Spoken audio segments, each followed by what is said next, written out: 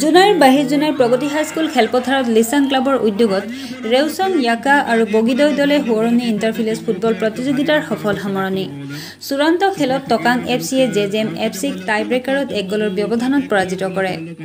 1 ছেপ্টেম্বৰৰ পৰা জুনাইৰ জুনাই লিচাং ক্লাবৰ উদ্যোগত প্ৰগতি হাইস্কুল খেলপথাৰত 25 দিন ধৰি আন্তঃগাঁও ফুটবল প্ৰতিযোগিতাৰ বুধবাৰে টকাং এফচি আৰু জেজেম এফচিৰ মাজত চূড়ান্ত খেলখন অনুষ্ঠিত হয়। যি সময়ত নেকি নৱপ্ৰজন্মৰ মাজত বিভিন্ন নিচাজাতীয় সামগ্ৰীৰ সেৱনে কালৰূপ ধাৰণ কৰিছে, বহু পৰিয়ালৰ জীৱন অশান্তি অন্ধকাৰচ্ছন্ন হৈ পৰিছে, তেনে সময়তে জুনাই লিচাং ক্লাবৰ উদ্যোগত প্ৰগতি হাইস্কুল খেলপথাৰত অঞ্চলটোৰ যুৱচামক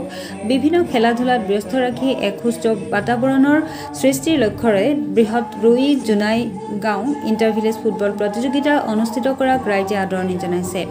ফুটবল খেলৰ মাজতে একেদিনত টেকেলি ভঙা আদি বিভিন্ন প্ৰতিযোগিতাও অনুষ্ঠিত কৰা বুলি উদ্যোক্তাসকলে জানিবলৈ দিছে। বুধবাৰে অনুষ্ঠিত হোৱা চূড়ান্ত খেলখন মিচিং স্বায়ত্তশাসিত পৰিষদৰ কাৰ্যবাহী সদস্য নৰেশ কুম্বাঙে বৃক্ষৰোপণেৰে শুভাৰম্ভ কৰে। চূড়ান্ত খেলখনত লিচাং ক্লাবৰ সভাপতি ভূপেন দলে, সম্পাদক জ্যোতিপ্ৰসাদ দলে,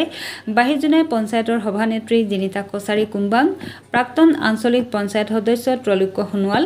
TMMKৰ সদস্যা বিনীতা চাৰহ, TMPK জুনাই বাংকেৰ সম্পাদক Harakanta Pegu, Hemanta Morang,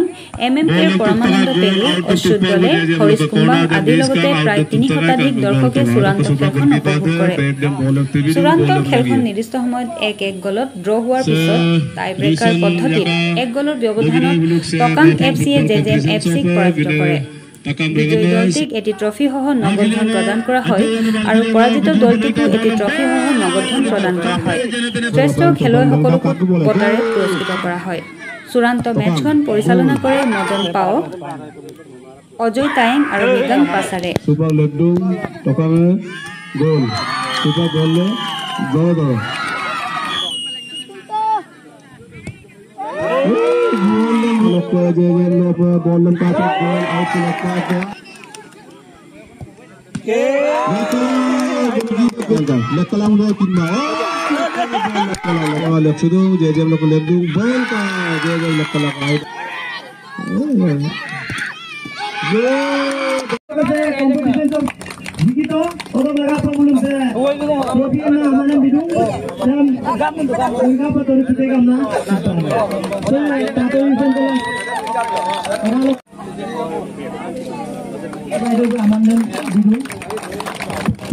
medal ko hindi bitero roy ampo bersemu ka tangkano pa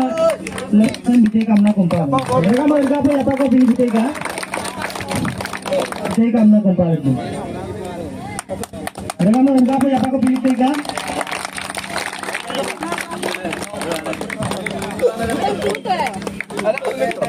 hey jam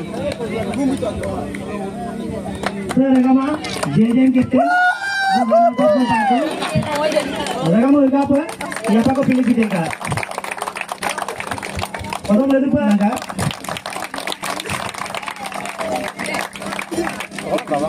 mereka apa ya apa kau pilih kita AP member ay mereka apa ya apa kau pilih kita mana itu bunyi orang ke TMPK lo borik kita nol lupa dong হল যুৱ সমাজৰ সংস্কাৰমূলক কাম। আজিকালি জানে প্ৰতিটো মই বেলেগ সমাজক কোৱা নাই, প্ৰতিটো মিচিং গাঁও দেখা গ'ল যে ক্ৰমান্বয়ে ইয়াত নিচাযুক্ত দ্ৰব্যৰ পৰা আসক্ত হোৱা ল'ৰা ছোৱালী বেছি হৈছে। গতিকে আমাৰ ল'ৰা ছোৱালী যাতে ভৱিষ্যতে নিচাযুক্তৰ পৰা আঁতৰি থাকিব পাৰে, তাৰ কাৰণে খেল ধেমালি খুব দৰকাৰ, খুব প্ৰয়োজন। খেলা ধূলাৰ অবিহনে মানুহৰ সংস্কাৰ নহয়, বাবে স্বাস্থ্য সংস্কাৰ নহয়, পৰিৱেশ সংস্কাৰ নহয়। দেখা গৈছে যে বাৰিজনাই বা জনাই দলুঙে গাঁও ভিত্তিত আন্তঃগাঁও ফুটবল প্ৰতিযোগিতা অনুষ্ঠিত কৰিছে, খুব সুন্দৰ কাম। আৰু মই আশা কৰিছোঁ এই খেলৰ দ্বাৰা আমাৰ উঠি অহা যুৱক যুৱতীসকলৰ এটা সংস্কাৰ এটা সৃষ্টি কৰিব, এটা দৌৰ সৃষ্টি কৰিব। খেলৰ প্ৰতি মানুহৰ ইণ্টাৰেষ্ট বাঢ়িব, ল'ৰা ছোৱালীয়ে স্কুললৈ যাব, স্কুলৰ পৰা ঘূৰি আহি খেল ধেমালি কৰিব, স্বাস্থ্য অটুট ৰাখিব আৰু ভৱিষ্যতে ফুটবল খেলাৰ যোগেদি ৰাষ্ট্ৰীয় নহওক বা আন্তঃৰাষ্ট্ৰীয় নহওক নিজৰ স্বাস্থ্য বজাই ৰখাকে ভৱিষ্যতে ফুটবল খেলৰ জৰিয়তে নিজৰ স্বাস্থ্য অটুট ৰাখিব সমাজ সংস্কাৰৰ কাৰণে ই এক আহিলা হৈ পৰিব গতিকে ৰুইজনাই দৌলুং কাবাঙে যিদৰে এই কথাখিনি মহান উদ্দেশ্য আগৰ ৰাখি এইদৰে গাঁৱৰ ভিতৰত গাঁৱৰ ভিত্তিত খেল ফুটবলৰ প্ৰতিযোগিতা অনুষ্ঠিত কৰিছে খুব ধন্যবাদ মই জনাইছোঁ ব্যক্তিগতভাৱে আৰু এনেকুৱা ধৰণৰ খেলে অনাগত দিনবোৰত বা উঠি অহা যুৱচামৰ কাৰণে ভৱিষ্যত এটা মই কামনা কৰিছোঁ যাতে খেলৰ প্ৰতি আমাৰ উঠি অহা জীৱনবোৰে খুব গুৰুত্ব দিয়ে বা খেলৰ প্ৰতি ইণ্টাৰেষ্টেডে গুৰুত্ব দিয়ে সেই কথাখিনি মই কামনা কৰি আজিৰ খেল উপভোগ কৰাৰ সময়তে সকলোকে মই দৌলুং কাবাক শুভেচ্ছা জনাইছোঁ ধন্যবাদ যোৱা আমি 1 ছেপ্টেম্বৰৰ পৰা বাহিৰজোনাইত গাঁও ফুটবল প্ৰতিযোগিতা এটা অনুষ্ঠিত কৰিছোঁ এই অনুষ্ঠানটি আমি অনুষ্ঠিত কৰাৰ কাৰণটো হৈছে উঠি অহা যুৱচামক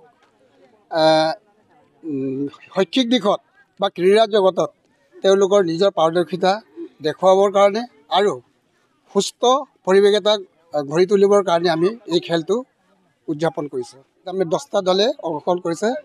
আজি চূড়ান্ত খেল আজি টকাং FC আৰু JJM FCৰ মাজত চূড়ান্ত খেলখনি হৈছে